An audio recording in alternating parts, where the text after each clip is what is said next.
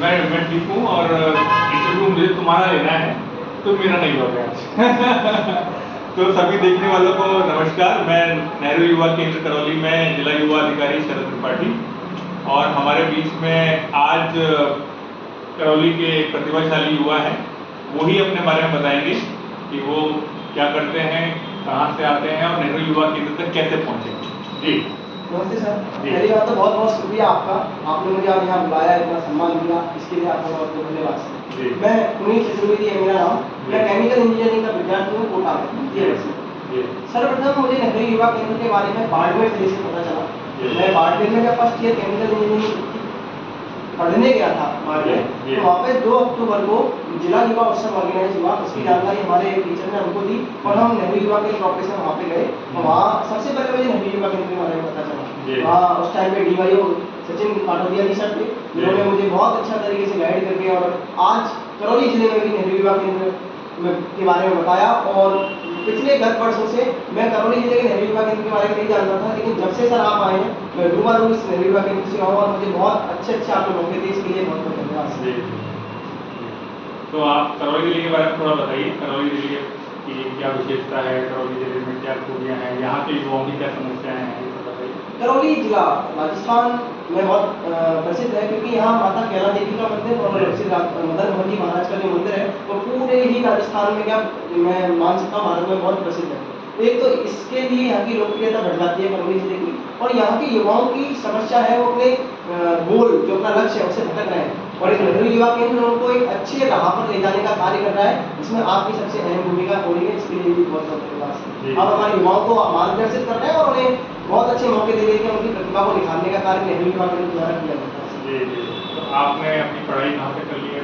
Sir मैं 12th पास हो चुका हूँ government model school block Karauli से, टॉपर रहा हूँ वहाँ का 80% से। एंड अभी एट प्रेजेंट में मैं government polytechnic college Kota second year chemical engineering का स्टूडेंट हूँ सर। फर्स्ट ईयर मैंने बाड़मेर GPC में निकाला, फर्स्ट ईयर मैंने वहाँ निकाला, सेकंड ईयर में ट्रांसफर कर। मैं दर्शकों को बता दूं कि करौली जिला एक और प्रसिद्ध धार्मिक स्थल के लिए फेमस है, जिन्हें हम महावीर जी कहते हैं, और वो जैन तीर्थंकर महावीर 24वें तीर्थंकर है। तो उनकी वहाँ पर विशाल मूर्ति वहाँ पर स्थापित है, और इसके अतिरिक्त बहुत सारी बड़ी बड़ी वाटर बॉडीज के लिए भी करौली फेमस है, जिसमें मामचारी और एक दूसरा जो पाचना डैम, वो भी हमारे करौली जिले में ही आता है। तो जल संसाधन की दृष्टि से भी करौली एक समृद्ध जिला है, और यहाँ की खेती बाड़ी और युवाओं के और चिंतन और उनकी समस्याओं के बारे में हम कभी विस्तार से आपसे एक और वीडियो में हम आपसे बात करेंगे।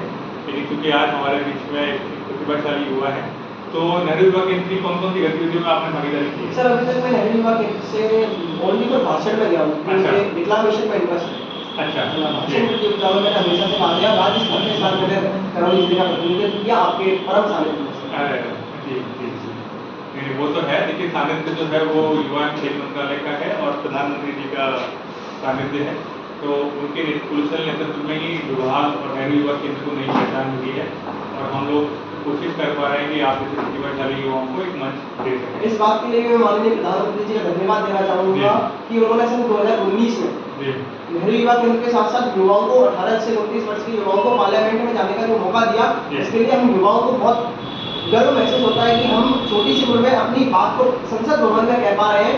ये कार्य ओनली फॉर प्रधानमंत्री मोदी जी की सरकार में ही होना संभव हुआ और कोई नहीं कर पाया। इसके लिए मैं माननीय प्रधानमंत्री महोदय का बहुत बहुत साधुवाद धन्यवाद देना चाहता हूँ।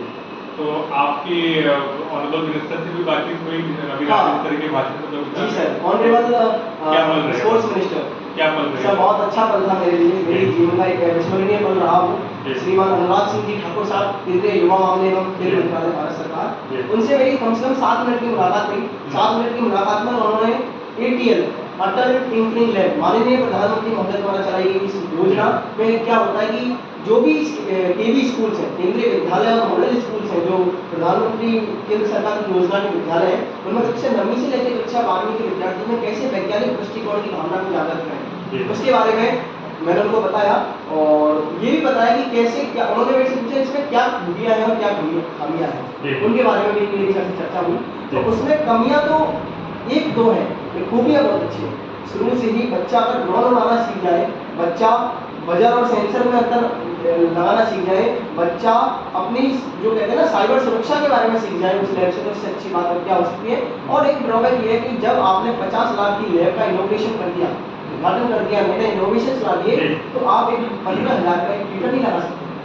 अगर विज्ञान का विद्यार्थी, अगर विज्ञान का शिक्षक या फिर हिंदी का शिक्षक अटल पेंशन लैब में पढ़ाएगा तो वो नहीं अच्छी तरह पढ़ा पाएगा, क्योंकि उसने हिंदी के बारे में संपूर्ण ज्ञान लिया है, ना कि विज्ञान की बजट्स के बारे में ज्ञान लिया है, विज्ञान के सेंसर्स के बारे में ज्ञान लिया है, विज्ञान की डायनेमिक्स के बारे में ज्ञान लिया है। तो ये सबसे बड़ी कमी है, इसके बारे में माननीय मंत्री महोदय को मैंने बताया और उन्होंने बोला कि आपके क्या मॉडल रहे, तो हमारे मॉडल स्कूल के परम व्याख्याता है जो मेरे गुरु हैं, मेरे आदर्श हैं, श्रीमान अमित कुमार शर्मा जी के परम सानिध्य में मैंने और हम सब लोग टीम में बेस वॉशिंग मशीन का मॉडल तैयार किया, जो आज राज्य स्तर पर उसका सेलेक्ट हुआ था। वो हमारा जो कि एक सरकारी स्कूल है, जो कि सरकारी स्कूल है, वहाँ ऐसे प्रतिभाशाली और एक ऐसे अनुभवी जो शिक्षक हैं वो हमारे मॉडल स्कूल में मेरे बड़े अग्रज की तरह उन्होंने मुझको हमेशा मार्गदर्शन किया।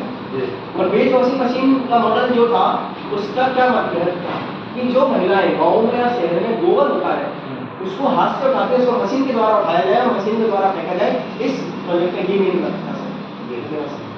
राज्य सरकार की कौन सी स्कीम है जो आपको अच्छी लगी है अभी वर्तमान सरकार ने जो किया है? वर्तमान सरकार की इस बार की जो स्कीम्स है मेरे लिए बहुत मेरे को सही भी लगे, लेकिन कुछ स्कीम ऐसी लगी हैं जो वो सही नहीं है, क्योंकि आप सरकार बनाने के लिए स्कीमों को ना चलाएं, आप राजस्थान के उद्धार के लिए, राजस्थान के आने वाले 50 साल के उद्धार के लिए स्कीमों को चलाएं। 4 दिन आप किसी को तेल चावल घी बांट देंगे तो उसका विकास नहीं होगा, उसको रोजगार के अवसर प्रदान करें।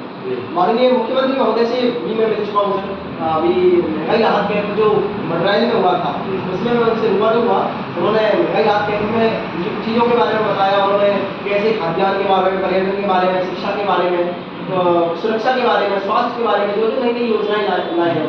जैसे आपको नॉलेज के लिए बता दूँ कि जब माननीय मुख्यमंत्री महोदय की सरकार बनी 2019 में, इस बार 2019 में जब बनी तो उन्होंने चिरंजीवी स्वास्थ्य बीमा योजना 18 में बनी थी, सॉरी 18 में जब सरकार बनी थी तो चिरंजीवी स्वास्थ्य बीमा योजना जो अपने मेडिकल हेल्थ के लिए लाई थी, उस टाइम उन्होंने बीमा योजना के तहत चिरंजीवी कार्ड जो बनता है उसमें 5 लाख का स्वास्थ्य बीमा दिया। उसके बाद 2022 की बजट घोषणा के बाद 10 का दिया, 23 बजट घोषणा में उन्होंने 25 लाख का स्वास्थ्य बीमा किया, बहुत अच्छी बात है और इसके लिए माननीय मुख्यमंत्री महोदय को सर धन्यवाद देना चाहूँगा कि जितनी अच्छी हेल्थ फैसिलिटीज अपने राजस्थान सरकार में SMS में जो प्रोवाइड सवाई मानसिंह अस्पताल जयपुर में जो है वो अपने भारत के किसी भी राज्य में नहीं है। उन्होंने 2022 में जब 4 साल माननीय कांग्रेस सरकार के हो चुके थे, मुख्यमंत्री महोदय के हो चुके थे, तो उसमें भी 4 साल बेमिसाल राजस्थान मॉडल स्टेट के रूप में भी उन्होंने हमारी डिबेट हुई थी बाढ़ में। तो राजस्थान को कैसे मॉडल स्टेट बनाया जा सकता है, उसमें युवाओं की क्या भागीदारी रहेगी, और माननीय मुख्यमंत्री महोदय का भी विजन है 2030 विजन 2030 तक कैसे राजस्थान को आप डेवलप राजस्थान बना सकते हैं, डेवलप स्टेट बना सकते हैं, तो उसमें कैसे युवाओं की भागीदारी रहेगी। तो अच्छे कार्य किए माननीय करौली के में जो युवाओं के लिए क्या अवसर है, कौन कौन से इंस्टीट्यूट्स हैं पढ़ाई के लिए जो अच्छे हैं, या आप सजेस्ट करेंगे युवाओं को कि ये देश में देखिए क्या है कि भारत सरकार ने agriculture to A for agriculture से जेड फॉर जूलॉजी के लिए हर फील्ड के लिए एक नेशनल इंस्टीट्यूट बनाया हुआ है। आपको फॉर एग्जाम्पल अजमेर में सेंट्रल यूनिवर्सिटी ऑफ राजस्थान, और मैं देखता हूँ वहाँ पर दुनिया भर के युवा पढ़ने आते हैं, लेकिन हमारे राजस्थान के युवा उदासीन है उसके लिए। तो आपको ऐसा क्या लगता है कि कौन से जो अवसर अभी बढ़ते जा रहे हैं और उस क्षेत्रीय और करौली के युवाओं को देखना चाहिए, तो वहाँ अच्छा आपकी बात को मैं करेक्ट करके बताऊं सर, एग्रीकल्चर के क्षेत्र में युवाओं को ज़्यादा ध्यान देना चाहिए, क्योंकि एग्रीकल्चर में आने वाले समय में बहुत ज़्यादा उसका भविष्य है, उसका फ्यूचर है। दूसरा मैं कहना चाहूँगा युवाओं को केमिकल इंडस्ट्रीज में भी जाना चाहिए, क्योंकि अपन रोजमर्रा की जिंदगी में अपन उठा के देखते हैं जो अपने डेली यूज में काम आते हैं, तेल साबुन बहुत सारी जो फेस वॉश वगैरह जो भी हैं वो आपके केमिकल्स के बिना तो बनती नहीं है, और जब तक आप उस चीज़ में नहीं पढ़ेंगे, उस चीज़ का शोध नहीं करेंगे तो आपको कैसे पता चलेगा, तो उसके बारे में भी आपका ध्यान आकर्षित होना चाहिए। दूसरी बात मैं एक ही चीज़ कहना चाहूँगा, कोई विद्यार्थी का इंटरेस्ट है आर्ट्स में, किसी विद्यार्थी का इंटरेस्ट है मैथमेटिक्स में, उसके बारे में भी उसको ज़्यादा गहन अध्ययन करना चाहिए। और आपकी बात से मैं पूर्ण रूप से सहमत हूँ कि राजस्थान के युवाओं को ज़्यादातर पता नहीं है एग्रीकल्चर के बारे में। इस बारे में हमारे जो माननीय व्याख्याता है जिनका मैं विद्यार्थी रहा हूँ, इसलिए अमित कुमार शर्मा जी, उन्होंने कम से कम 1.5 से 2 घंटे का इसमें लेक्चर भी दिया था, एग्रीकल्चर से आप कैसे ग्रूम कर सकते हैं, आगे कैसे आप अपने सुनहरे भविष्य की तरफ बढ़ सकते हैं।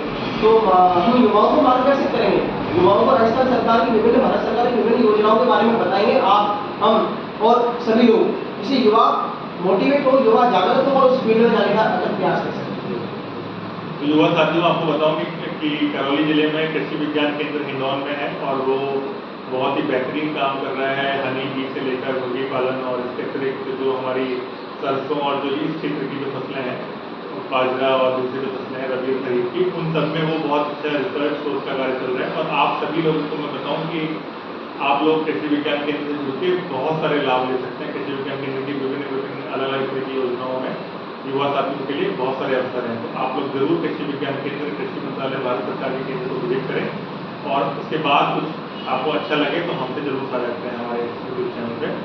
तो इस बातचीत को जब लंबा करने का मन हो रहा है, लेकिन अभी हम शॉर्ट में देखिए साथियों कि बहुत सारा इंफ्रास्ट्रक्चर हमारे पास नहीं है। हम लोग अभी बेसिक मेरा चैम्बर है वहाँ बैठ के हम ये बातचीत रिकॉर्ड कर रहे हैं। हमने इसके लिए कोई विशेष स्टूडियो तैयार नहीं किया है।